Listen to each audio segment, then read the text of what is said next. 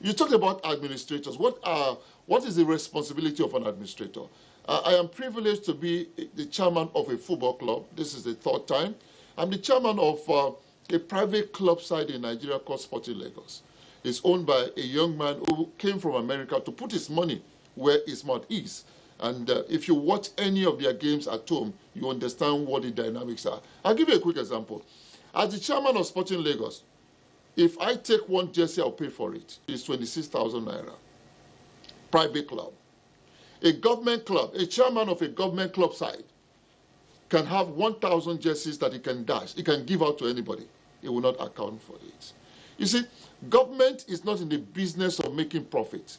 Government is in the business of rendering services. And I say what I said at the beginning.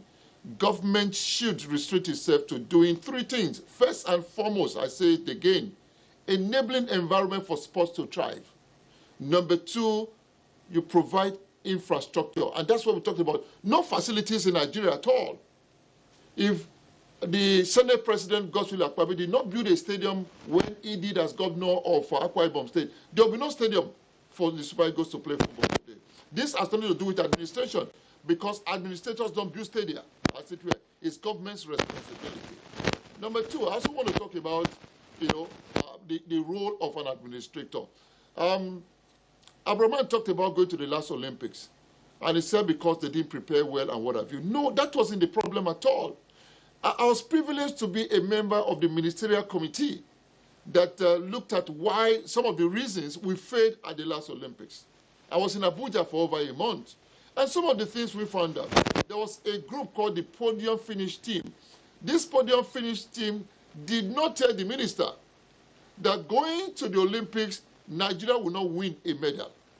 That if we're going to win, it will be happenstance, not that we work for it. And I asked the question. For instance, Odwa Yadekoroye, the wrestler who was supposed to medal, I just lost the mom in January.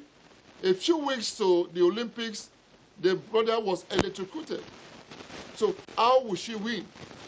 The other young lady, what's her name, Ese Brume, came into the Olympics with an injury. She wasn't good. Then Blessing Okorodudu, who had won a silver medal at the last Olympics, came to the Olympics with a serious injury that the doctor said she cannot participate. But somehow, she went to the Olympics. Let me tell you about Toby Amuso. Toby was exhausted. She has run all the races in the world, indoors, outdoors, when she was supposed to be preparing quietly. But because she was chasing money, she had to run and run. So, Professor Ken Anugweje, who was the chairman of the Podium Finish Team, told us at the committee, he said, there was no way. But they couldn't tell the minister that, Honorable Minister, sir, we cannot major, we can't win anything at the Olympics. So for some persons, it wasn't lack of preparations. There were a lot of things that were not done right. The Super Eagles of Nigeria, go there now. Every Super Eagles team, every national team of Nigeria has a psychologist attached to them. It's not only Robinson Okosu. Robinson is one of them. The Super Eagles have had Mr. Emmanuel Ikpeme.